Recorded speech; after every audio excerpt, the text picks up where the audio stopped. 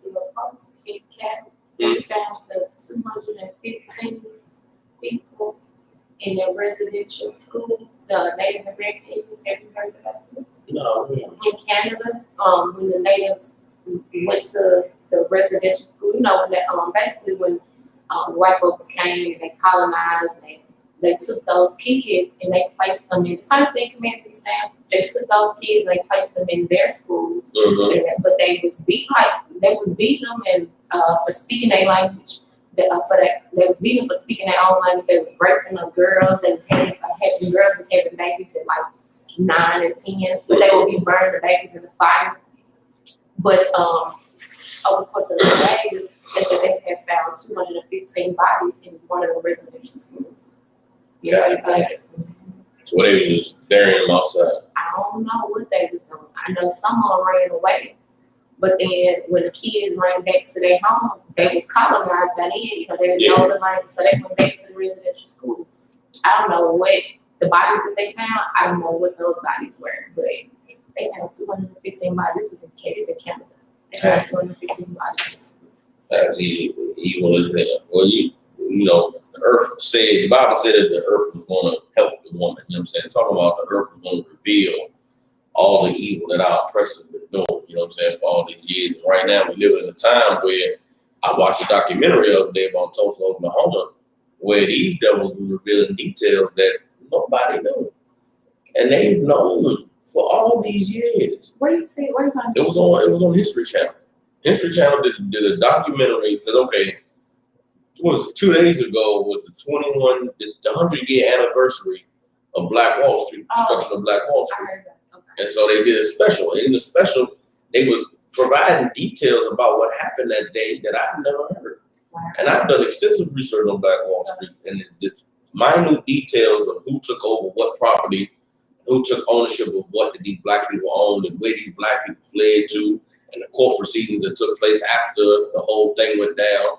I wasn't able to find that information anywhere. And the white man been sitting on this information the whole time.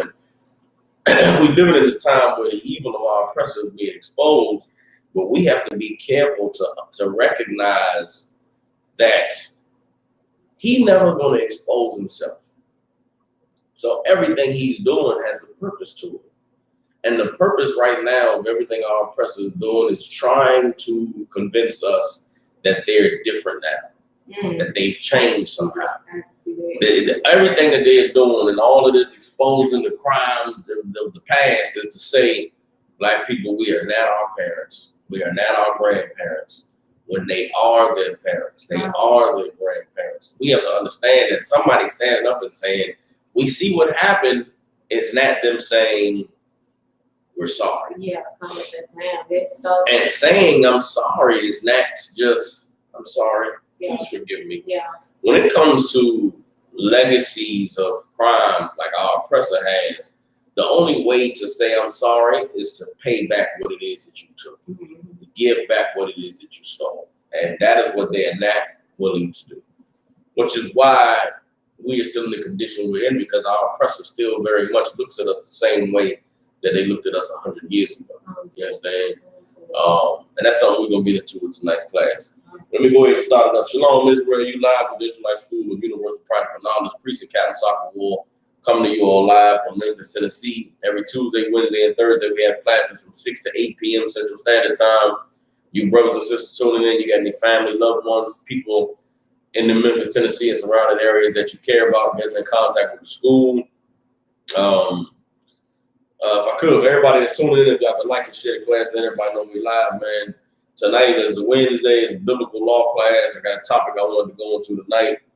The topic of tonight's class is called Give Us Our Daily Bread. And so tonight what we're going to talk about is the mindset that we have to have in order to really make it in this, the mindset that we have to have to make it in this society and in this time that we're living in. It's a very concerning thing that I'm seeing with a lot of brothers and sisters in the world, of course, but also in the truth when it comes to, trying to come up You know what I'm saying? And thinking that there's a fast way to come up in this life when only way you're gonna come up in life is if the Lord is with you. You understand? But being in this society and being exposed to so much propaganda about riches and wealth and making it, living a carefree life, it's very easy to get swept up in the fantasy of, hitting the lottery or making it rich with, Bitcoin or creating some thing that's gonna make you a millionaire overnight or, a six-figure person in 6 months. And the reality is those things just aren't really real. Everybody understands. So today we're gonna talk about just being thankful and appreciative for what the Most High gives us to survive day to day. You understand? And as a people in captivity, there's many lessons that can be taken from the scriptures when it comes to surviving and making it day to day and being thankful for what it is that the Lord has blessed you with. So that's what we're going to talk about tonight. Any brothers and sisters have any questions? If you're online, just type them in. If you're in the room, just raise your hand. Sister Kapadas, I got a hand raised. Come on with it, sis. Okay, Genesis 11 and 29. I want to know, did Nahor take his niece to marry, or was this another Nahor? Okay, Genesis 11 and 29. Come on. All right. Genesis 11 and 29. It says, and Abram and Nahor took them wives. The name of Abram's wife was Sarah, and the name of Nahor's wife Milcah, the daughter of Haran, the father of Milcah, and the father of Ishka. Right? Okay. And the name of Nahor's wife Milcah, the daughter of Haran, the father of Milcah, and the father of Ishka. So your question is this his niece? No. Why do you think that this is Nahor's niece? Because I think it's in a verse or two above it, it said that their dad had Abram, Nahor, and one other person. So let's read up. Let's read up. This is Genesis 11 and 27, right? Now these are the generations of Terah. Terah begat Abram, Nahor, and Haran. And Haran begat Lot. And Haran died before his father Terah in the land of his nativity in Ur of the Chaldees, right? So Haran is the third brother. He's the father of Lot. He died, right? Then Abram and Nahor took them wives. The name of Abram's wife was Sarah, and the name of Nahor's wife Milcah, the daughter of Haran, the father of Milcah, and the father of Ishka. Okay, I see what you're saying. Let me see something. Let's read on. But Sarah was barren, she had no child. And Terah took Abram his son, and Lot the son of Haran, his son's son, and Sarah his daughter-in-law, his son Abram's wife, and they went forth with them from Ur of the Chaldees to go into the land of Canaan. And they came unto Haran and dwelt there. And the days of Terah were 205 years, and Terah died in Haran. So there's a land named Haran, and then there's a man named Haran. I would say that I could get it verified, but it does seem like Nahor married his niece.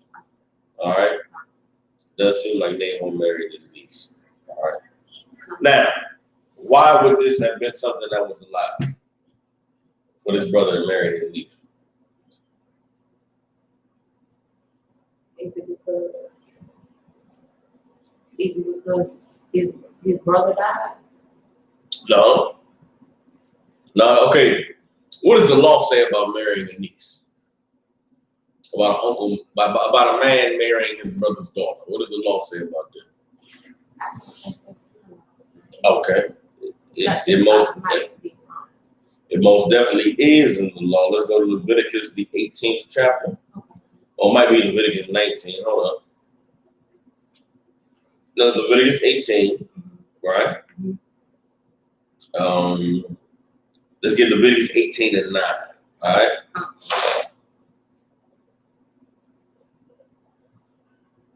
Hold on. Hold on.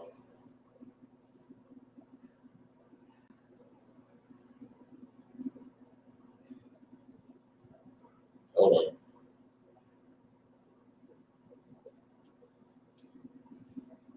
Okay, here we go. Leviticus 18. Um, hold on.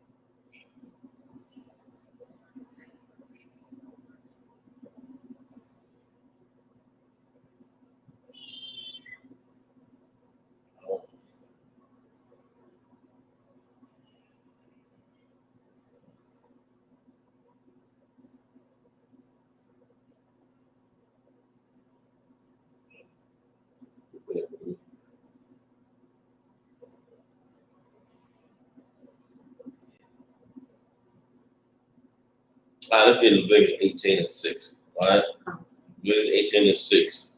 Um,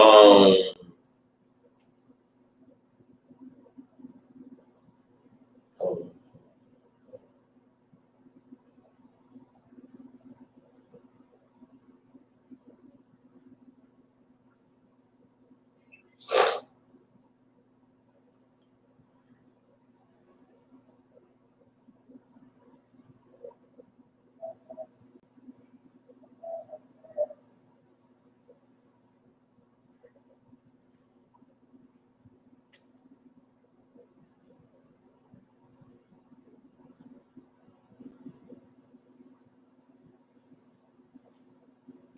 I'm looking through these, and I'm not seeing the auntie. I'm not seeing the niece or nephew law, but I'll explain after this. All right, nobody should go marry their auntie or their uncle or their niece. Right, that's incest. Leviticus 18 and 6 says, "None of ye shall approach to any that is near of kin to him to uncover their nakedness. I am the Lord." So this is the scripture that begins the incest, talking about incest. All of the sexual relationships between near kinsmen, right? They are not allowed. Now, what is the closest relative that you can have a relationship with? It is a cousin. Your father's brother's daughter, I can marry. So if I'm my father's son and my uncle has a daughter, it would be lawful for me to marry her, biblically, right? Because she's my cousin. But it would be unlawful for me to marry any of my father's children. If my father had daughters by other women, it would be unlawful for me to marry them. If my mother had daughters from other men, it would be unlawful for me to marry them. It would be unlawful for me to marry any of my father's sisters. It would be unlawful for me to marry them. For a daughter, it would be unlawful for you to marry your father's brothers, right? Now, these laws that we have, the laws that the Most High gave to Moses to govern us as a nation, there's a lot of examples prior to Moses being given the law of some instances where these things that we were given laws concerning took place. So, for instance, we just read about Nahor marrying his niece, right? That was before we were given laws as a nation. At that time, they just had a tradition of marrying within their family. You understand? So it wasn't a law that Nahor couldn't marry his niece because the family was small at that time.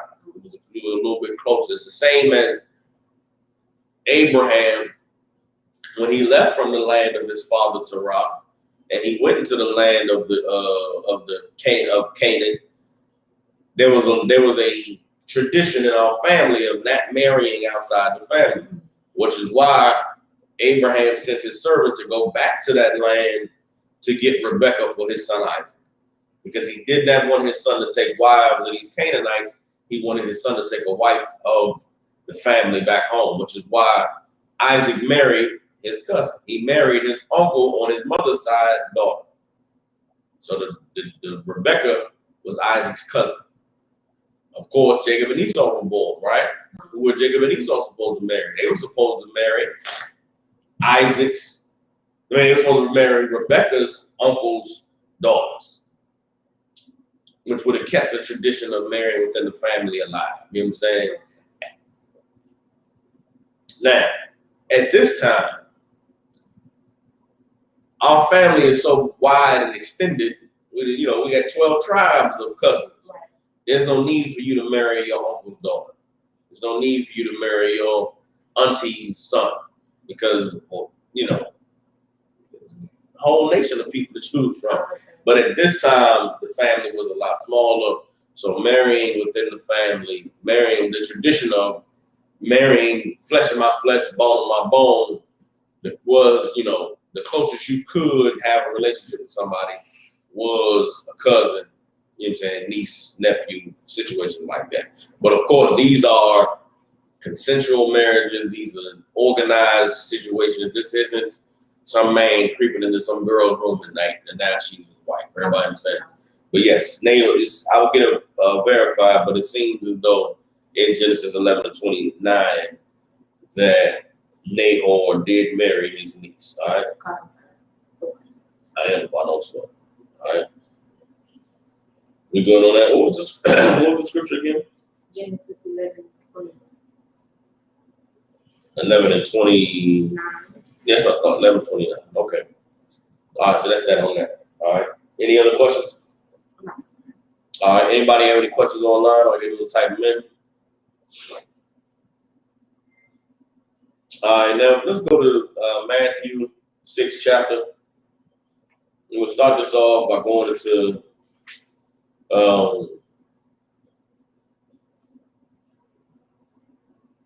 what it is that Christ called us to pray to the Most High for. Everybody understand?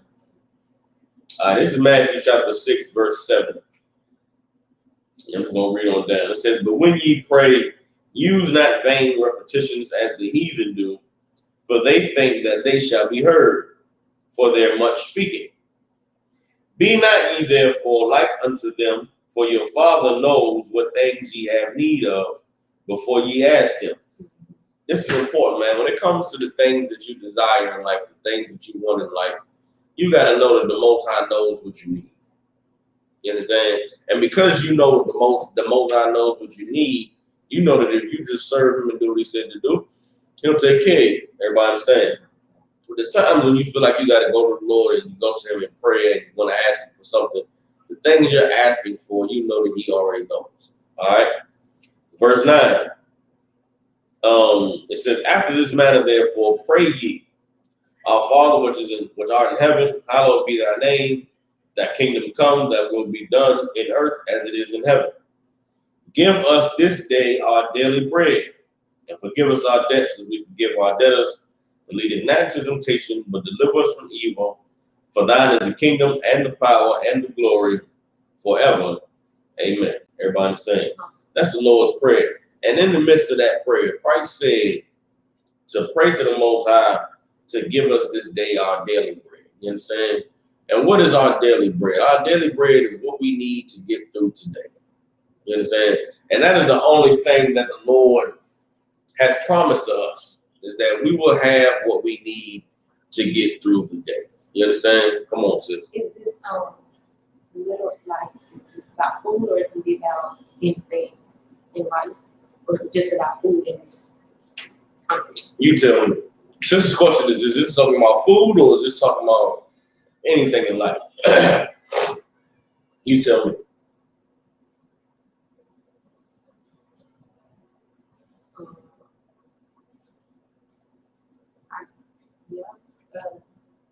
Anything about anything else in your life is like.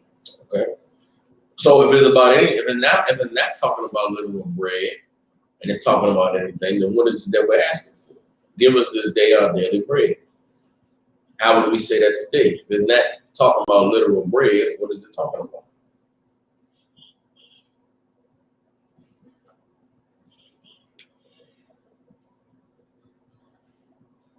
Like what we need. The only thing I can okay, so like let's just say um your license, your rent is due, not rent, your license due today. You know your rent, your license will get cut off. You give us this day our daily bread, give me enough, I guess, what I need today in order to pay my light bill. Yeah. Give me what I need to keep the lights on. Give me what I need to just give me what I need to get through today. That's what it's asking for. You understand? So it's not just okay. Understand that Christ's time was maybe a little bit simpler because really all you needed to get by was a little bit of bread for the day. They didn't have necessarily a light bill or cell phone bill and cable bill. It was give us our daily bread. And understand that that may seem like a small thing to us, but bread was hard as hell to come by back then. And really, we living in a time where bread is hard as hell to come by today. Yeah. Think about all the advances in technology and all of the modern life that we live, right? How do you make bread? How do you get bread if the grocery store shut down? Right. If the grocery store ain't working, where do you get bread from? So we in the same predicament that our forefathers were in. We praying, Lord, give us our daily bread. Just give me enough to get through the day. You understand? And this is something that Christ reiterated later on in Matthew 6. Matthew 6 and 34 says, "Take ye therefore no thought for tomorrow, for the morrow shall take thought of the things of itself. Sufficient unto the day is the evil thereof." Meaning, we got enough to worry about getting through today than to be worried about what we're going to do tomorrow. You understand? Tomorrow brings a whole new set of problems, a whole new set of evils. Just worry about the evils of the day. Worry about getting through the day. You understand? And when you really learn to live your life one day at a time, you learn to be appreciative for all of the many small blessings that the Lord provides each day. You understand? But being in this society, being so influenced by this world, we can tend to lose sight of how precious appreciating every day is. We can find ourselves, dreaming and daydreaming and desiring a life where getting by day to day is not enough. You understand what I'm saying? And that's a very dangerous mind space to be in, because when you start to project or start to dream about having a life where you don't have to worry about your daily bread, then you run the risk of getting caught up in doing things that will jeopardize you having your daily bread. Everybody understands? Let me get on.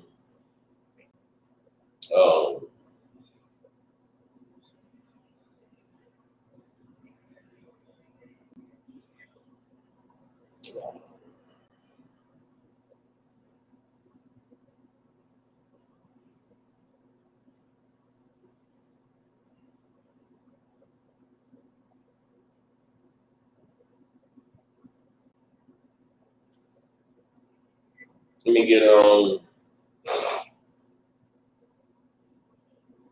1 Timothy chapter 6, verse 6.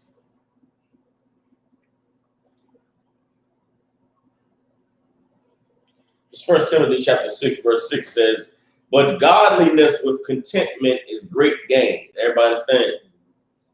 Godliness with contentment is great gain. What does that mean? What does it mean to be godly, to be righteous, to obey the Most High? You understand? To do what the Lord said to do. If you do what the Most High said to do, and you're content with what you have as a result, then you gain a lot in this world. You gain, like there's so much to be said about having a peace of mind. You understand? And a peace of mind is something that a lot of people don't have because they think that peace of mind comes from money. Peace of mind does not come from money. The daily struggles and the worries that we have in life, being poor, having bills due, and wondering, wanting to have things that you can't afford and saying, man, I wish I could have that, but not having enough money, that's a part of life, man. If you think about all the people who live on the earth, desiring something that you just can't afford is a part of life. You understand? But to be able to not afford those things, but still be thankful for what you have, that's a great place to be in life. It brings you peace to be able to say, you know what, I can't afford that thing, but I really don't need it. Yeah. Because look at what I have in my life. Look at how much the Lord has blessed me. You understand? And that is the mindset the Lord wants us to have. He wants us to be in a place where, hey man, I can't get everything I want. Some things that I want that I can't have, and hey, that's just life. But when you're someone who can't accept that, then you stress and you grieve, and that's when you get into, envying. That's when you get into coveting. When you want something that other people have, and you say to yourself, man, if only I had enough money, man, if only I could afford it, if only I had this shit job, or have these kids, or have these responsibilities. Now the things that you should be thankful for, the things you should be appreciative for, you're resenting them because you can't afford to do something.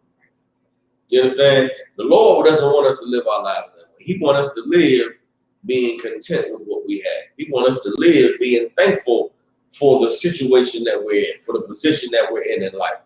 Everybody understands? So I'll keep reading. 1 Timothy 6:7. For we brought nothing into this world, and it is certain we can carry nothing out. How dare any of us sit around and be concerned or worried about something that we can't have when you came into this life with nothing? And surely when the time comes for the Most High to call your spirit home, you ain't taking nothing with you. Which means everything that exists in this life is completely temporary and unnecessary. The things that really matter in this life, they can't be bought with money. You understand? You want you a nice new shiny car, and the engine runs great and the air conditioning works and you got a nice sound system in there. Don't sweat, I understand. But right now you got a car that barely starts up. Ain't really got no radio in there, ain't got no sound system. You understand? Maybe the AC works some days, or you got to roll the windows down, but guess what? You got you some wheels. Yeah. There's people out there waiting on the bus, man. You understand? And guess what? When you're thankful for having that little car that barely starts up that gets you from point A to point B, hey, you'll be at peace. You might see all nice cars riding, and you'll say, damn, man, it'd be nice to ride in something like that. But I'm thankful for my little thing I got to get me up and down the street. Right. You understand? And having peace is more important than having money.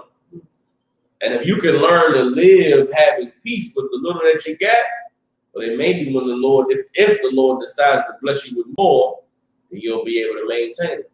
Think of all the stories of people who get rich and, you get NBA players, live their whole life poor, go to college, and they finally get that basketball check. And that basketball money checks coming in every week from them games. Them players get the ball and living lavish, buying houses and cars, and all they homies from the hood got a business they want to start. They giving out $15,000 here, $50,000 there. Then by the time they retire after a 7-year career, they done made $70 million, and he broke. And why is that? Why is he broke after 7 years and $70 million? Because he did not have contentment. He was always trying to get more. What we gotta understand about the flesh is never satisfied. There's never not going to be something that you want. There's never not going to be something that you say, man, if only I had a little bit more money, which is the point of this world, man. The point of this world is to have your focus in life being things. Why? Because there's never a limit on the things that you're supposed to have. There's never a limit on the things that you should want, that you should desire to own. And our oppressor, because he doesn't have a spirit that comes from the Lord. He doesn't understand what it means to be content. He doesn't understand what it means to have just enough for his daily bread. They have began to infect us with their disease of, I gotta have what I want more than what I need. See, the way of life that the Lord, this culture that the Most High established with the children of Israel was a culture of just having enough to get done what needs to be done.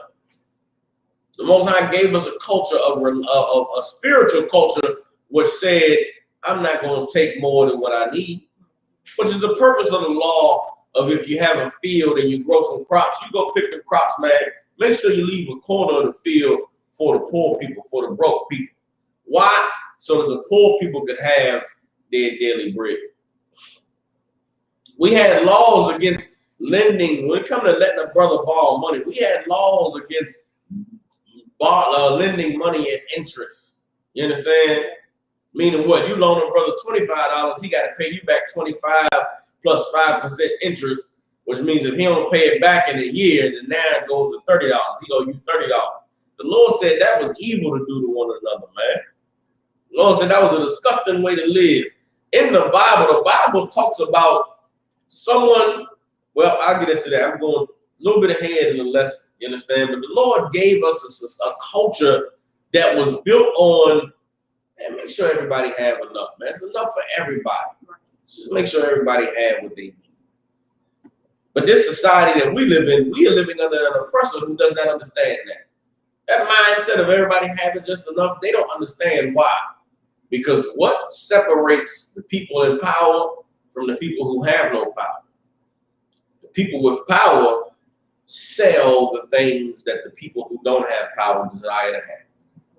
You understand? The people in power live and feed off of the jealousy of the people who don't have. The people who are the rich and the wealthy, they feed off of the covetousness of the people who are broken and the people who are poor.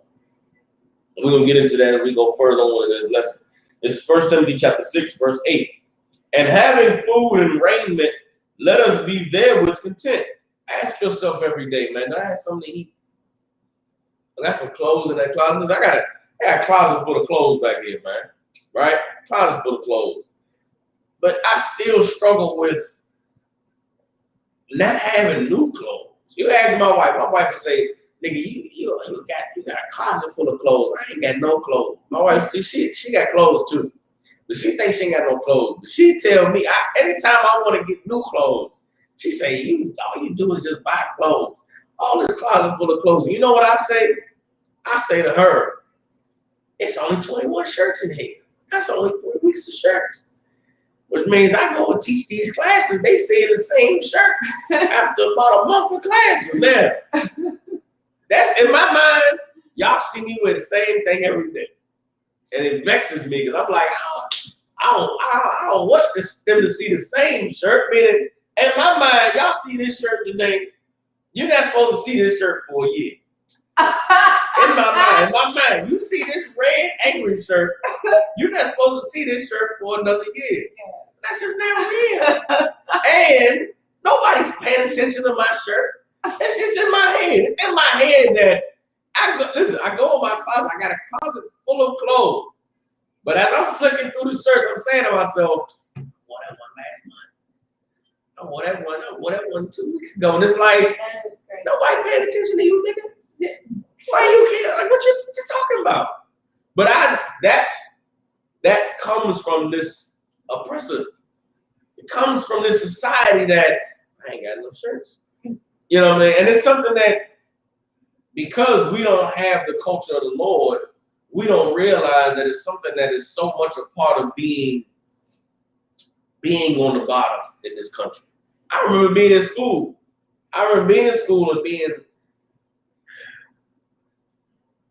and okay, I want y'all to understand that the point of what I'm teaching today is for us to see, looking at our people in the world, looking at society, just how out of line, out of focus our responsibilities are.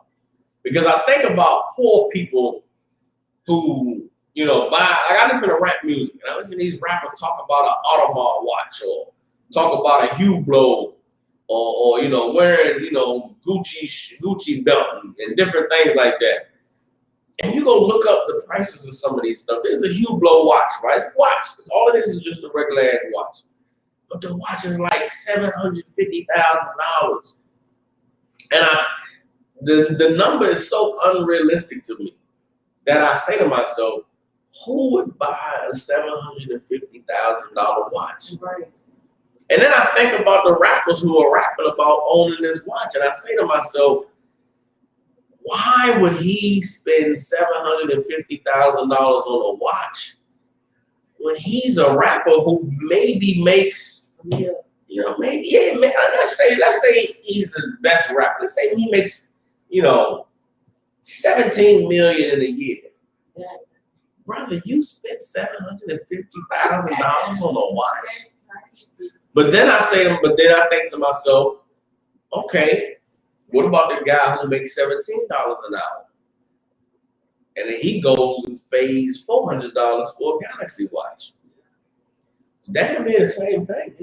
Right. And it comes from a lack of awareness that this watch really ain't that important on the grand scheme of things. But because I want to feel like I have something nice, I'll take, 7%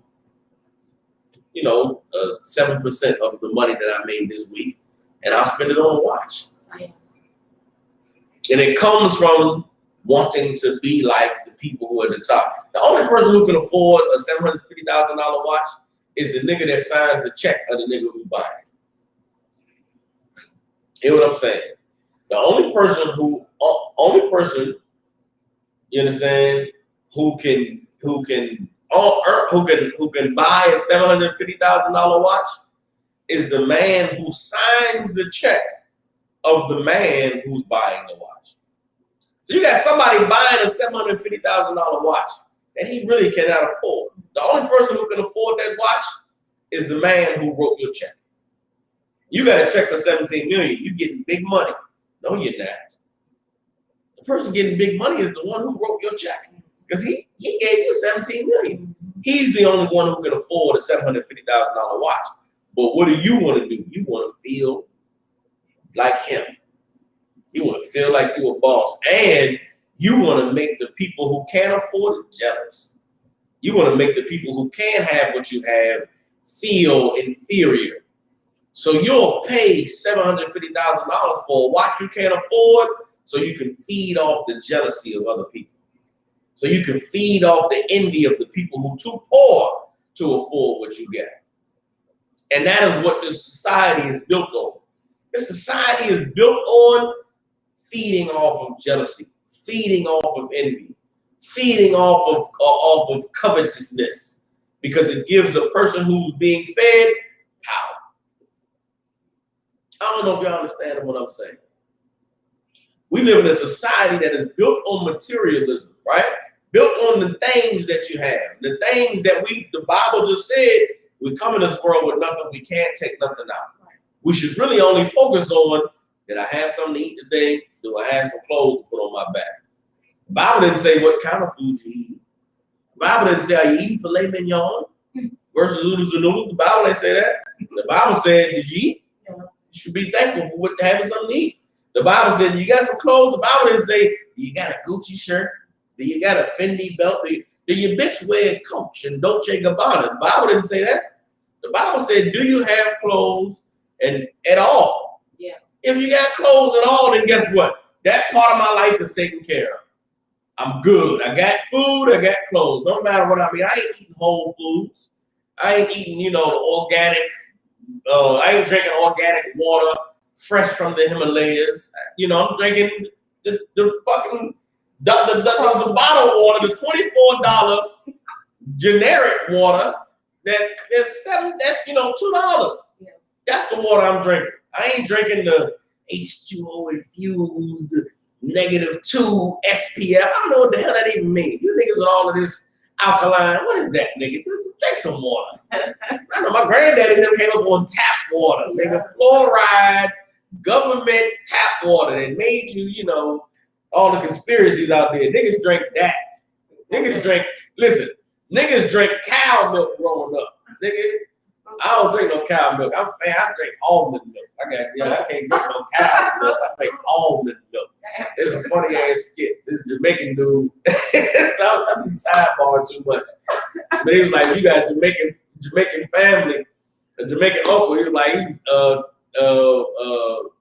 putting together a grocery list. He's like, yeah, I want some this and that. He's like, give me some almond milk. And the Jamaican dude said, what? You want almond milk? We don't drink no almond milk. You watching boy, but it's almond milk. That almond milk, almond milk. But I drink almond milk. But our granddaddies ain't come above that. They came up on milk to make your bones strong. They was drinking straight cow milk, nigga. You understand? We should be thankful for whatever we had. The reason that we're not is because of our oppressors, because of their propaganda, because of what they call marketing. What you see on the TV, what you hear on the radio, what you see on the internet, in between the entertainment that you're watching. It's your oppressor filling your mind full of desires that aren't even necessary. Why do they fill you full of those desires? So they can feed off of you wishing you could have things that you really can't or shouldn't. This entire society is run because people are in the middle of chasing after things that aren't worth having. Why do we chase after them? Because we see somebody rich has it. We hear somebody that makes more than us have it. I listen to rap music sometimes, and I be like, why don't these niggas just rap about regular life? Like, where's the rap song about stubbing your toe on the bed frame in the middle of the night? Where's the rap song about, you know, my girl keep wanting to argue about the dirty clothes? Or, you know, there's no regular rap song. Why don't nobody rap about regular shit? Where's a rap song about clocking in on time and the boss being a hoe about why you ain't clocking on time? Where's the listen? I work in a mail processing facility. Where is the rap song about throwing these goddamn boxes all night? They don't rap this. Ain't no nigga can rap about no real life shit. The reason why that rap don't exist is because that rap doesn't make anybody jealous. That rap doesn't inspire nobody to get no money. I remember when Rick Ross Hustling first came out. Man, I wanted to go sell dope. I wanted to hustle. I wanted to go hustle. I wanted to hustle, get some money. You understand? I remember when Young Jeezy first dropped. Young Jeezy made a nigga wish he was a dope dealer. I'm on my way to work, rapping about fitting 100,000 in some Sean John jeans. Nigga, you don't know what that's about. You understand? Why do they make that music? Because that music makes you jealous. That music causes you to envy. That music makes you say, I want to live that life. And what does that life get you dead? That life gets you in jail. That life gets you missing what's important because you're striving for something that the Lord never intended for you to have in the first place. Everybody understand? Keep reading. 1 Timothy 6:9. But they that will be rich fall into temptation and a snare, and into many foolish and hurtful lusts, which drown men in destruction and perdition. That is what the chasing after riches will do for you. That is what the daydreaming all day about all the money you could be having. You ain't daydreaming about all the money you could be having so that you'll go and build UPK schools and go out and teach at camp every day. Oh, that's not what's on your mind. What's on your mind is all the shit you're gonna buy. And I listen. I've been broke in the truth, meaning having no money, and then I've gotten money in the truth. And I would like to say that every time I got money, I gave it to the school. I gave that money to the Lord. I gave my 10% and went and blew that money on stuff that I was waiting to buy the whole time. That's just life. You would like to say, man, I hit the lotto, 50 million. I'm gonna give 30 million to the school. Okay, no sign of Christ, brother. You gonna pay your 5 million in tithes and then go buy you a boat or a jet. That's gonna be it. You understand? It's just being in this place. You have got to focus yourself on being appreciative for daily bread. Because daily bread is all we need. Daily bread is the only thing that's going to get us by. Because the projecting of riches and the wishing and the hoping for millions of dollars down the road is it's a waste of your time, a waste of your energy. And you don't really want those problems. It's been said, more money, more problems. Here's the issue with people who have money. People who have money don't ever want to live a life of having lost money. Meaning people who get money want to get more money. I've never ever met someone that said, yeah, man, I got enough money, man, I'm good, I don't need more money. Because you can never have enough money. I've never ever met somebody that said, hey, man, I wish I could. They might say, I wish I could trade all this money. I wish I could trade this money in for X thing. Yeah. But that thing always is something that don't exist. That ain't real. Because the reality is, nigga, you ain't trading that money in for nothing. Because God forbid you got to go back to being a jealous, envious, covetous person. You'd rather be the person that people are jealous and envious and covetous of. Nobody wants to go back to being the person who wish they had. When sometimes life is simpler when you're the person who wish you had. You understand? Because then you don't know what lies down the road of having and being afraid of losing it. I thank the Lord that I came into the truth with nothing to lose. What other option do I got? What other choice do I have? Because I'm here, man. Which means now, as I mature in life and as I grow and the Lord blesses me with things, I still remember I came in here with nothing, man. I'm thankful that I came in here with nothing. I've known brothers who came in here with, they making, get this job, making all this money, and they scared to go to camp or scared to be seen speaking because, what if I lose my job? I'm glad I came to the truth with no job. So thought didn't even enter my mind. I went out there and spoke loud and, spoke as loud as I could speak, said the things that I was really on my heart to say and wore it proudly because why not? Yeah. You understand? When you have something to lose, it put pressure on you, put weight on you, put stress on you. And that's not what the Lord desired for us. That's not what He gave us this truth for. But if you're somebody who can't see living life just getting by on your daily bread, then it'll cause conflict inside of you when it comes to putting it all on the line for the Lord. Everybody understand? Keep reading. 1 Timothy 6 and 7. 1 Timothy 6 and 10 says, for the love of money is the root of all evil, which while some coveted after, they have erred from the faith and pierced themselves through with many sorrow. Many people have turned their back on the Lord because of the love of money, chasing after a dollar, not realizing that dollar they're chasing after is only so that they can have things that the Lord said they didn't need in the first place. And I look at this society and I think about, the rich and the wealthy, and I think about the things that they've done to get there.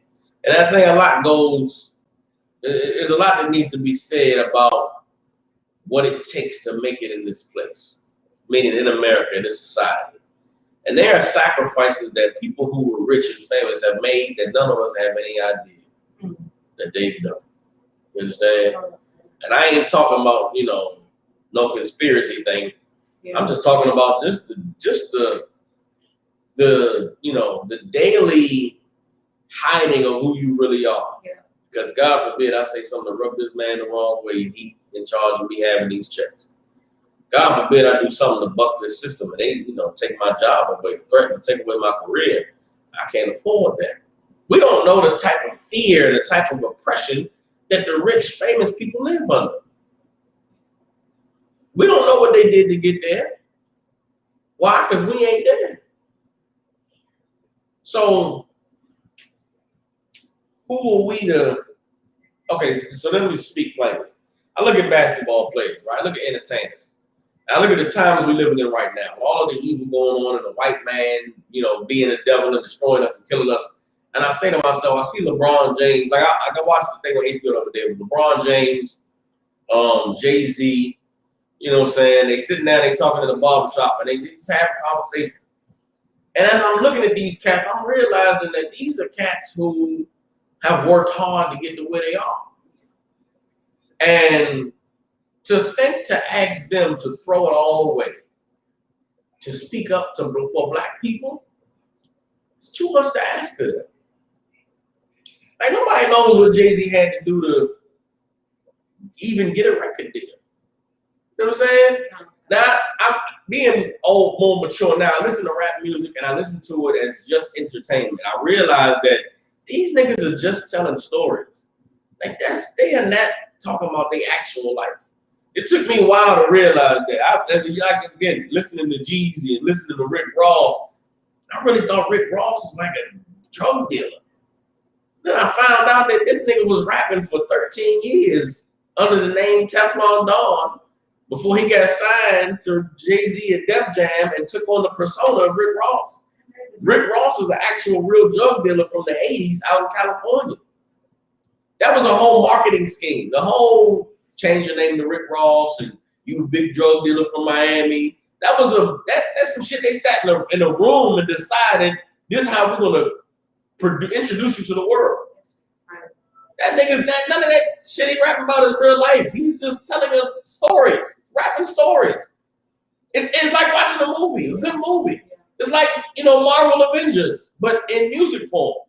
That's what these niggas are doing. Jay-Z, you go listen to Jay-Z's American Gangster album.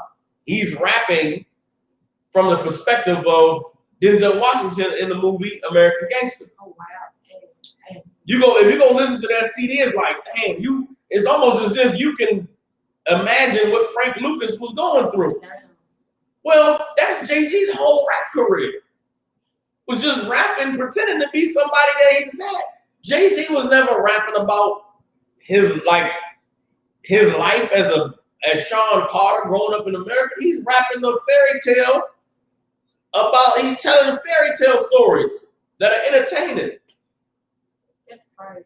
You know what I'm saying? And because I realize it now, I listen to the music and I'm just entertained. But there was a time when I listened to the music like, man, them niggas is getting money. Yeah. They moving them keys, man. They selling that dope. You know what I'm saying? And I imagine, like, what would it be like? That's a wonderful life to live. They don't know because that ain't the life that they live. Now, as a result of telling those stories and being entertainers, they got money now. And they can afford to buy nice things and have hoes and parties. And now they're living a life. But that wasn't who they were before they got there. Right. But who knows what they've done to get to where they are. So to ask them now, hey man, you gotta turn your back on all this pretending you've been doing and do something real, can't ask them for that. You're pretending their whole life. Come on, sis. So when they say, you lose yourself, not just sell your soul, but let's just say, you get money, you do this, you do that, you start losing yourself. Are they really losing themselves, or is this the person now who they've always been? They just got an opportunity to do who they've always wanted to be. So you see what I'm saying? This is what you gotta ask yourself. And okay, that's a deep question, right? So the sister's question was okay, so people who become rich and get famous, do they lose themselves in it, or do they just become who they really were, right? Here's what you gotta ask yourself. Is Jay-Z, or is Jay-Z who Sean Carter had to create in order to survive in the entertainment world? Like Jay-Z's government name is Sean Carter. Oh, okay. That's my man. Jay-Z's government name is Sean Carter. Okay. Is Jay-Z who that man is? Or is Jay-Z who Sean Carter had to create in order to survive being in the entertainment business? You gotta look at Beyonce. Beyonce knows the singer and the entertainer, or did she have to create a persona in order to be able to exist in that world? Yeah. You understand? Now we getting into something a little bit deeper, which I didn't really plan on getting into, but think of you, who you are now, and who you are when you're at work. Are you all the person who you are at work? Is that really you, or is that someone who you present to the people who you work with so you can keep your job? Now imagine you doing what you do at your job, but instead of your job being what it is and you making what you're making, your job is to go and entertain the entire world, and the money you're making allows you to afford a $750,000 watch. You know what I'm saying? So it's your flesh versus your spirit. Mm-hmm. Okay. You understand? Yeah. Jay-Z is his flesh. It's who he created. Now, what's at the spirit of Sean Carter? I don't know. Who knows? But I know Jay-Z's an evil, disgusting bastard who don't care about nobody but himself. I know Rick Ross is a disgusting, evil bastard who don't care about nobody but himself. Yeah. I know Lil Wayne is a disgusting, evil bastard who don't care about nobody but himself. Drake and all, you can name all of them. But at their core, there's somebody else. Mm-hmm.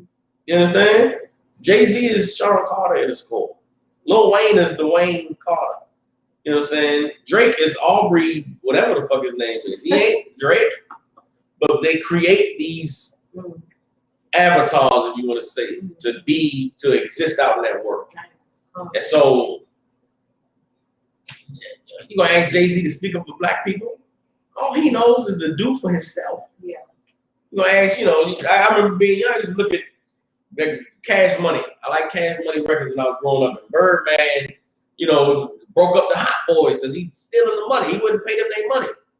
And I say to myself, like, why didn't you just pay everybody, Birdman? You could have just paid BG and Turk and Julie, gave them their money to keep the Hot Boys together. But why would he do that?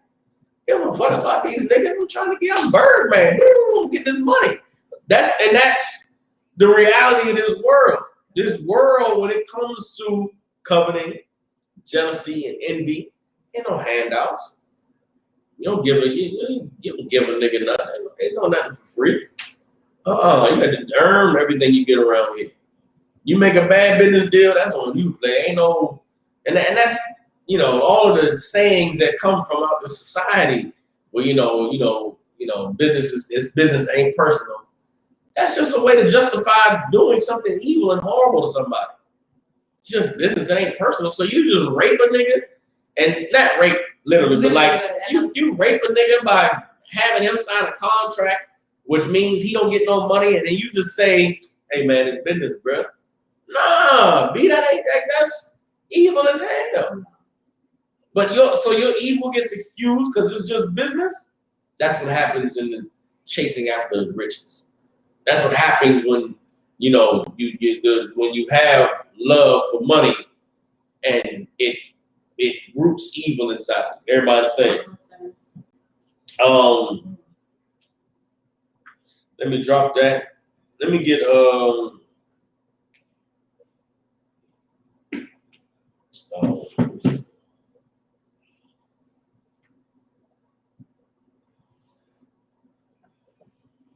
it's in the apocryphal home.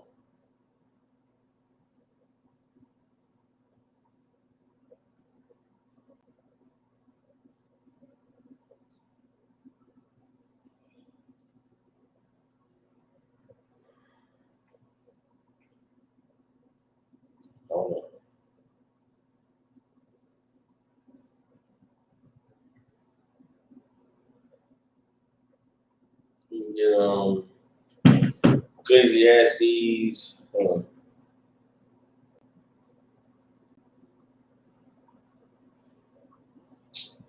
think it's in Wisdom of Solomon.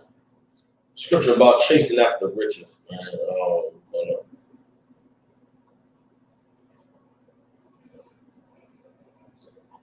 Bear with me. Give me 1 second. Now, hold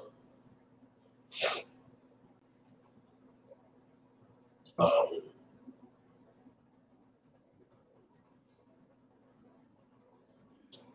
Really?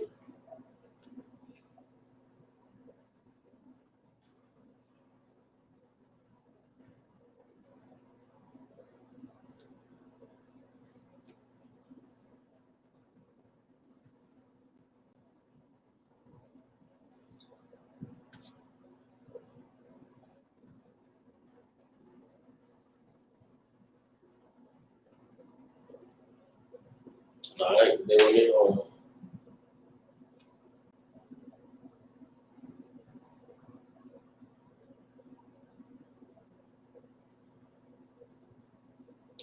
Well,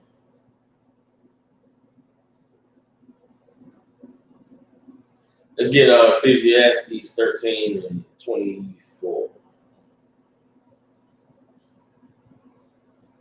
No, the matter of fact, Ecclesiastes 33 and 1.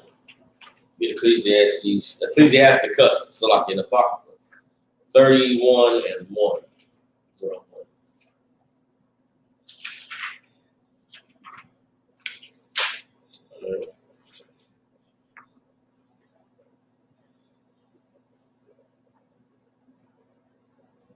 All right. It says, Ecclesiastes 31 and 1 says, watching for riches consumes the flesh, and the care thereof drives away sleep. Meaning what? You constantly watching for riches, watching for wealth, and looking for ways to come up. Listen, man, it consumes your flesh. You understand? And what does it mean to consume your flesh? Meaning you drain your life, man, drain your life's energy. And I'm telling you right now, there is no such thing as a get rich quick way of life. Everybody understand? I know, listen, it's going to hurt some people, bother some people, but listen, I'm trying to tell you, brothers and sisters, there is no way to come up quick in life. You understand? You get out of life what you put in. And right now, we are living in a time, we think that we're living in a unique time, but we're not.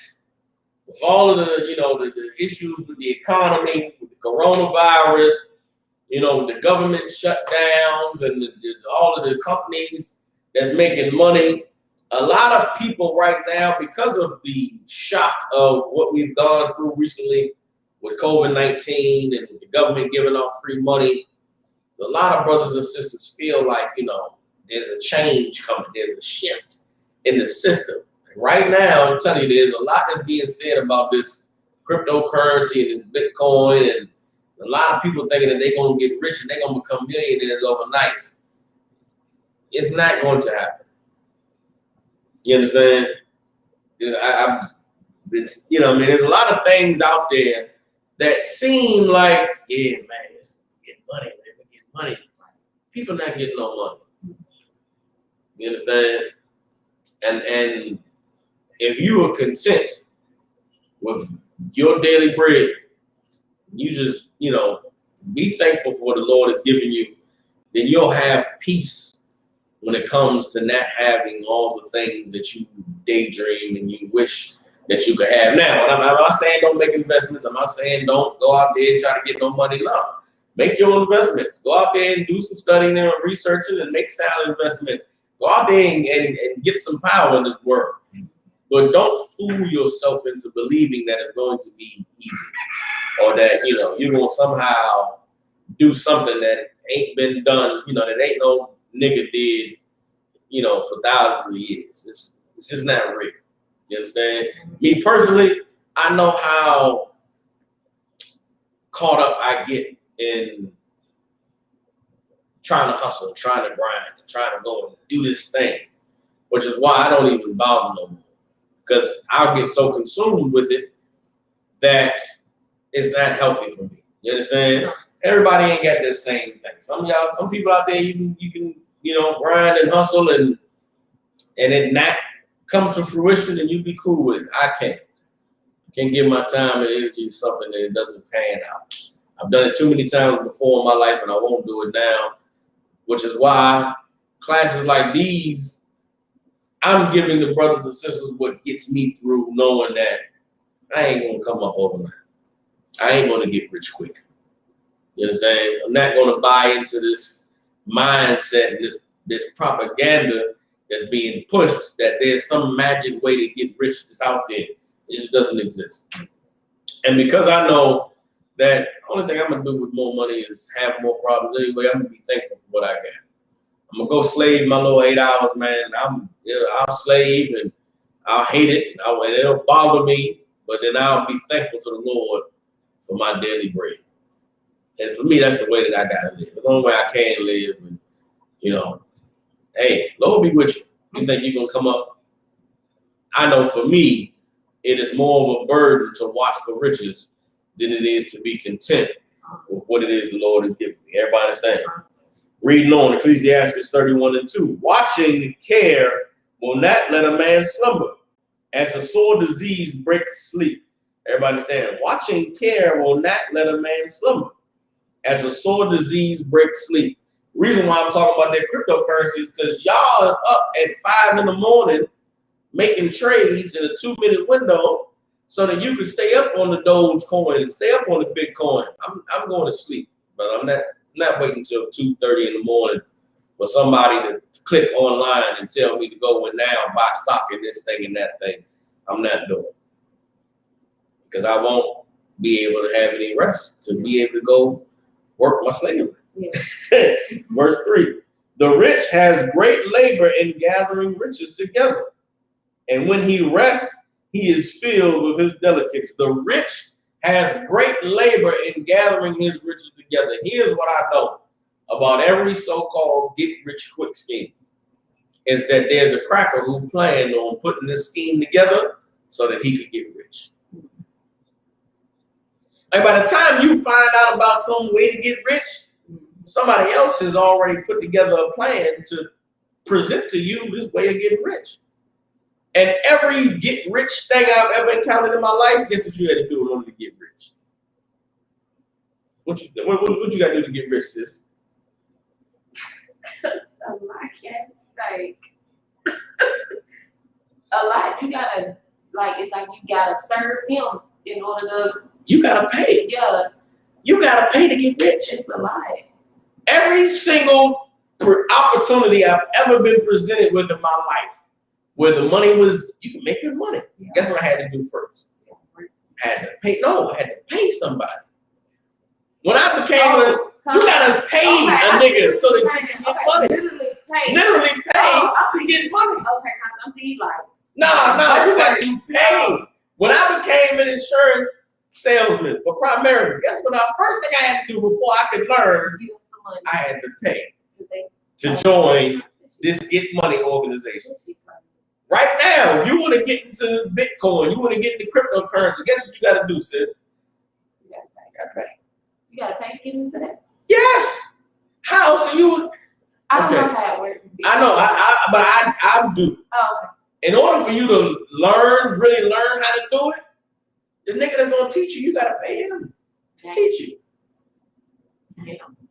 Now you pay him, I'll show you how to get this money. How's he getting money? Through what? Through niggas paying him to show them how to get this money. That's how he get rich. But then, so like I said, it don't even be like you pay him and then you're like, okay, so all you gotta do is this, right? Like, that's it. I could have. But then when you start to do it, you're not getting no money. Yeah, you're right. Because the money ain't in doing it. The money is in getting people to pay you to teach them. That's where the money is. The money ain't in the actual shit. The money is, you pay me, I'll teach you how to do it. That's where the nigga getting rich from. The nigga it's like church. It's like the pastor.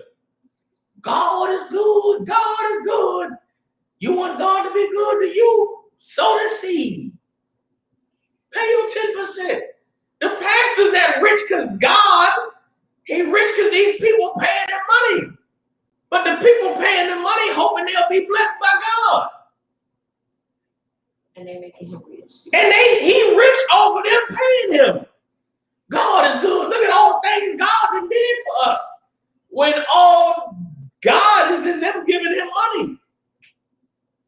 That's what I see when I look at get rich in Dogecoin and Bitcoin and the AMC is going up. It's some cracker saying, come on, man, get in the game. The more niggas that get in the game, the more money the niggas at the top is going to make. But you getting in with your $35, what you think your $35 going to turn into $3,500, nigga? Come on, man. What are you talking about? Oh, my God. Right now, unless you're investing in Bitcoin, there's no real money to be made. You got Dogecoin? Okay, cash out your Dogecoin right now. Tell me how much money you gonna get. You're not getting, there's no money. It's play money. It's all pretend. There's no money. The only way you're gonna make money is to sell to another sucker the shit you got. You gotta sell to somebody else who's a sucker bigger than you in order to get paid. The money ain't no money in no Bitcoin. The money is in people buying that don't know any better. People buying from you. They got to get more people to join in so that more people at the top can make money. It's a pyramid scheme. Yeah. It's marketing. It's bullshit. But you gonna get rich in Bitcoin. All right. You're gonna get rich in Dogecoin. Robinhood, when they did the first time, the crackers drove up the AMC stock and they drove up the damn GameStop stock, the Robinhood app, which is what a lot of people are using to do their trading, they shut down the trading. Which means what? Somebody pulled the plug on you making money. If there was a way for you to get rich, they took that away from you. So the people who developed the app that you use to do the trading pulled the plug on you being able to do any trading, but you think you're going to get rich? All right, good luck. Good luck. I'm not watching for rich. I can't do it. I can't have another letdown. I can't do it. You know what I'm saying? Hey, but Lord be with you. You know what I mean? Fight the good fight. I'm gonna be happy with my little work my slavery. I'm gonna hate the devil. 8 hours every night. I'm gonna hate the devil. But I'm gonna get my little check, pay my little bills, pay my tithes, and just keep it moving. Everybody understands. It's Ecclesiastes 31:4. The poor laboreth in his poor estate, and when he leaves off, he is still needy. That's us, man. Verse 5, he that loveth gold shall not be justified, and he that follows corruption shall have enough thereof. Gold has been the ruin of many, and their destruction was present. It is a stumbling block unto them that sacrifice unto it, and every fool shall be taken therewith.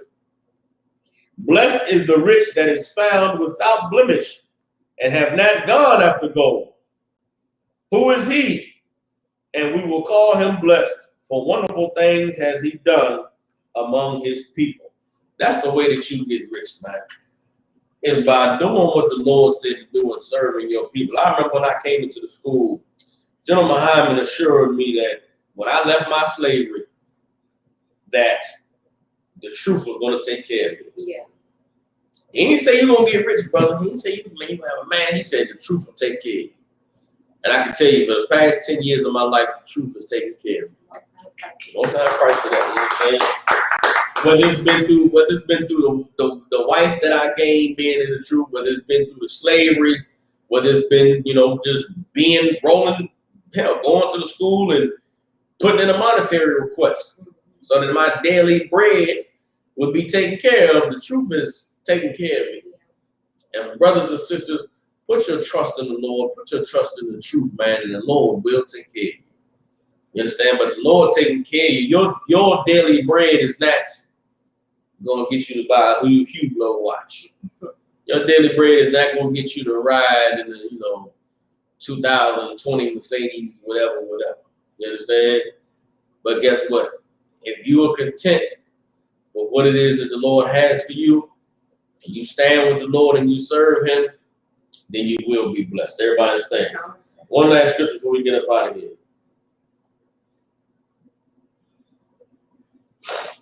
Give me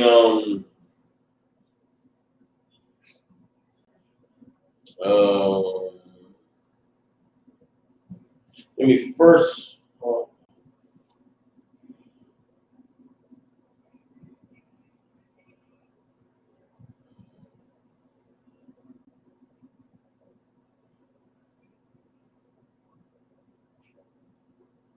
Get 1 Samuel chapter 2, verse 6.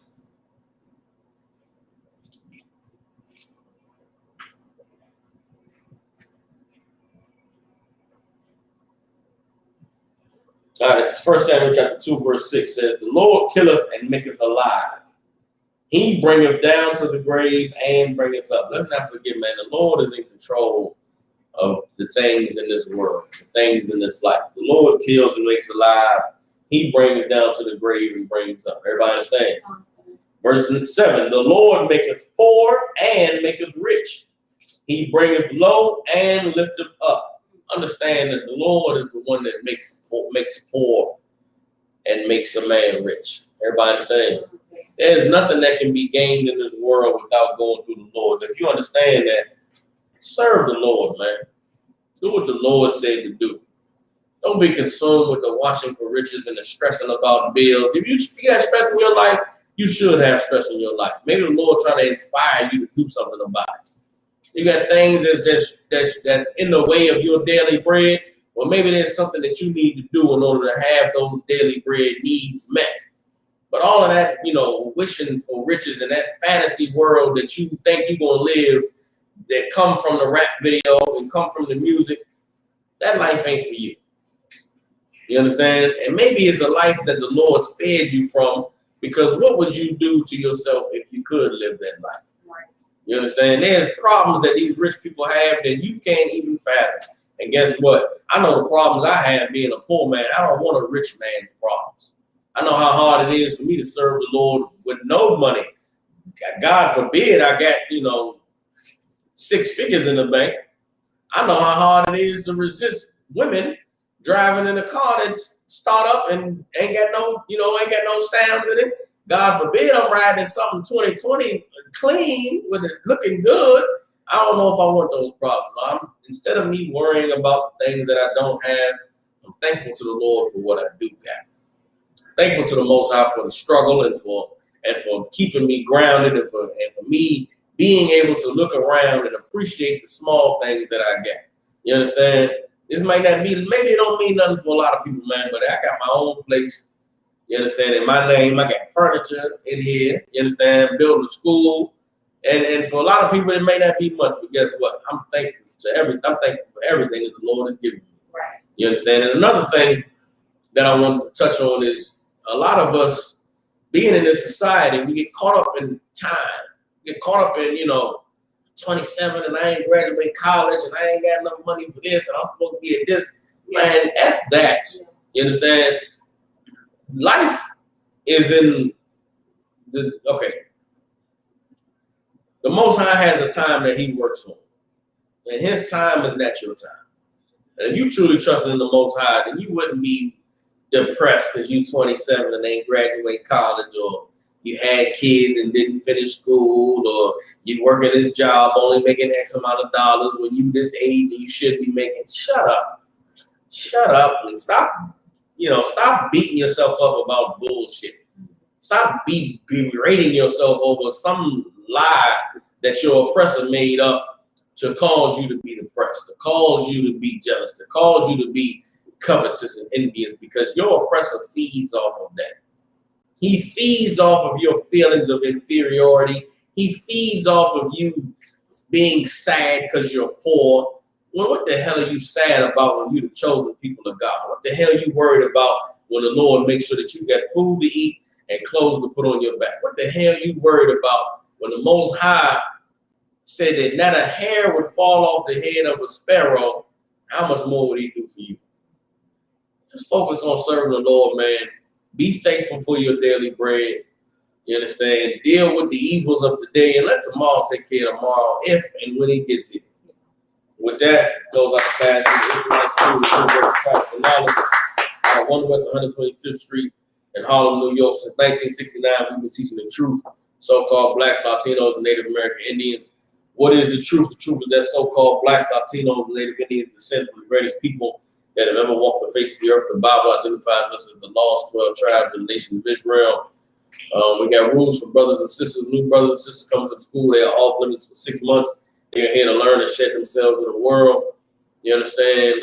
Tithes, which is a commandment, 10% of every penny of any increase the Lord gives you, send to the school. Make sure you pay your tithe, man. You brothers and sisters out there, I know it's times is hard and you ain't really making all that money like you thought you was going to be making, but you make sure you pay your 10%. That 10% that the Lord requires you to pay is you leaving a corner of the field for the poor. You leaving a little bit for those who ain't got it, because the 10% that you pay into this ISUPK it goes to helping brothers and sisters. It goes to building up these schools. Hell, it goes to the monetary request program. Brothers and sisters that's struggling, man, they praying to the Lord for their daily bread. And when they pray to the Lord for their daily bread, they send a request into the ISUPK, and the Lord answers their prayers with that monetary request. We don't pay out 10%. If you're not doing your part, then guess what? There's not what a brother or a sister who truly needs can have. The Lord then gave you a good slavery, any slavery. You making any money, pay your 10%. It's all relative. You understand? Like I said, that rapper who paid $17 million, he go buy a $750,000 watch. I'm making less than $20 an hour. And I just bought me a little Samsung watch. And I'm looking at the price of the watch versus how much I made. I'm like, damn, that's 3 days of work. I just bought this watch for 3 8-hour shifts. And it's hell in this place. But that watch is what gives me the music to let me get through my shift, because I can't take a cell phone anywhere I work. So I had to do what I had to do. So that go crazy in that place. I killing people I ain't got no music. But then I'm listening to music about all this drug dealing and this hustling and getting money that I ain't doing. I wish so badly I could just listen to a song about throwing boxes and these crackers and these Uncle Tom niggas. I might have to make a rap album about regular life. You know what I'm saying? The song called 6 a.m.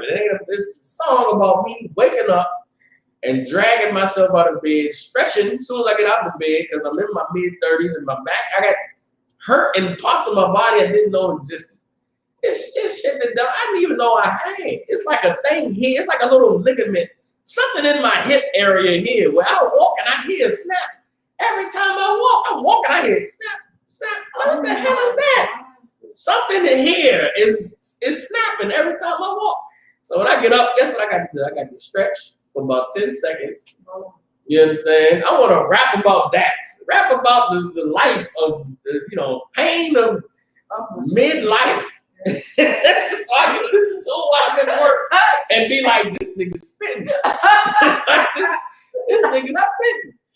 Man, because I know we all going through it. But ain't nobody that we can relate to. Damn. Listen, the Lord can relate. Everybody understands. Pay your 10%, man. With that upcoming holy convocations, we got the Feast of First Fruits coming up. I believe it's close to the end of this month. I'll get a direct date for y'all. With that, I imagine was going to stand. We give one courtesy salute. All right, men of Israel, Mount Shabbat. Men of Israel, Mount Shabbat. Imagine Barak, Yahweh Shem Yahshua Barakathum. It's the Most High bless you in the name of Yahshua. Yatamata, hands down, saw turn face the sisters. One courtesy salute for the sisters, men of Israel, Mount Shabbat. Imagine Barak, Yahweh Shemal, Atanba Shem Yahshua. Yatamata, hands down, class dismissed.